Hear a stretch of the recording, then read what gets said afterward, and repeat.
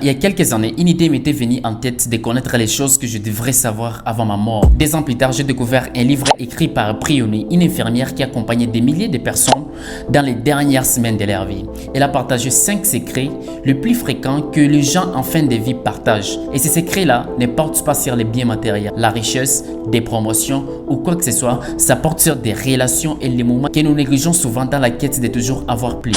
Dans cette vidéo, je te partage les 5 regrets qui m'ont permis d'échanger ma façon de voir les choses. Et si c'est ta première fois d'être sur cette chaîne, abonne-toi et like la vidéo pour nous soutenir.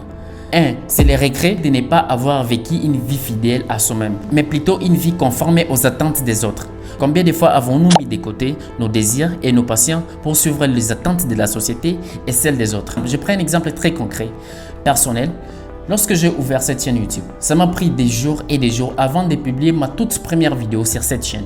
Et lorsque je l'ai fait, c'était encore très difficile pour moi pour que YouTube puisse commencer à me mettre avant. Et là, ça reste toujours le cas. J'ai compris que le vrai bonheur, c'est lorsqu'on se concentre moins sur l'objectif final et davantage sur des petites compétences et expériences acquises. Et je suis en train d'évaluer une personne plus différente que je ne reconnaîtrai presque plus. Numéro 2, les regrets d'avoir aussi travaillé dur et de négliger des relations qui comptent vraiment pour nous. On croit souvent que le travail acharné et les succès extérieurs apportent le bonheur, mais souvent, à la fin, ce sont les proches qui nous manquent de plus.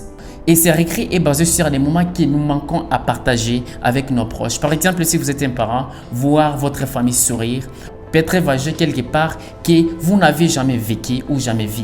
Peut-être parler en famille, rigoler, partager de bonnes choses. Et on se rend compte à la fin qu'on a passé plus de temps en travaillant et on néglige les moments présents qu'on doit passer avec nos proches. Souvent, il faut vraiment se relaxer et de ne pas se concentrer dans les futurs. Parfois, n'arrive jamais. Numéro 3, les regrets de ne pas avoir le courage d'exprimer nos sentiments. Nous avons tous ces non-dits. Ces regrets viennent souvent de ceux qui ont refoulé leurs émotions, pensant que c'était mieux de rester silencieux. Mais ces non-dits créent des et des regrets profonds. Je prends un exemple, vous êtes au travail à l'heure de sortir et votre patron vient de vous demander un service où il ne va pas vous payer. Parce que vous aimez le travail, par contre pas, parce que vous n'avez pas juste le courage de dire non, vous allez exécuter ce travail et à la fin de la journée, vous allez réaliser que la personne à qui vous devez rendre des comptes, c'est vous-même. Numéro 4, les regrets de ne pas m'être permis d'être plus heureux. On attend souvent que les circonstances soient parfaites pour être heureux, mais la vérité est que les bonheurs ne se trouvent pas à la fin d'une longue quête. Ce regret est celui de ne pas avoir savouré des petites choses et d'avoir cherché le bonheur très loin or qu'elle était juste là dans les moments présents. Numéro 5, et ça c'est le plus important,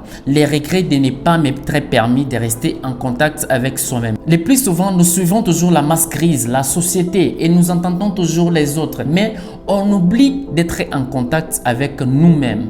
Des fois, il faut être en contact avec soi-même, faire la méditation, écouter son intuition. La personne que vous êtes, sans la paix intérieure, vous serez toujours en conflit avec les autres. Par exemple, moi-même, avant de commencer la création de contenu, mon intuition m'avait demandé d'arrêter de fumer, de prendre la bière pour bien commencer. Mais quand je persistais et je voulais commencer, je procrastinais. Je n'avais pas le courage d'aller de l'avant. Mais les jours que j'ai arrêté de boire et de fumer, je me suis rendu compte que je suis devenu la personne forte. Lorsque vous pensez à devenir la personne la plus importante que les autres vont chercher, cela se réalise par la loi d'attraction. Et la loi d'attraction qui entre en jeu avec l'intuition. Et l'intuition vous dit quoi faire. Et si vous négligez l'intuition, vous négligez ce qu'elle vous demande, je vous dis vraiment et franchement, vous n'allez jamais réaliser vos rêves. C'est la fin de cette vidéo. Si cette vidéo t'a parlé, tu peux la partager à 2 ou 3 personnes que tu connais. Prends ton temps, ton monde t'attend. C'était Ali Capisso de Guts, The Visionary.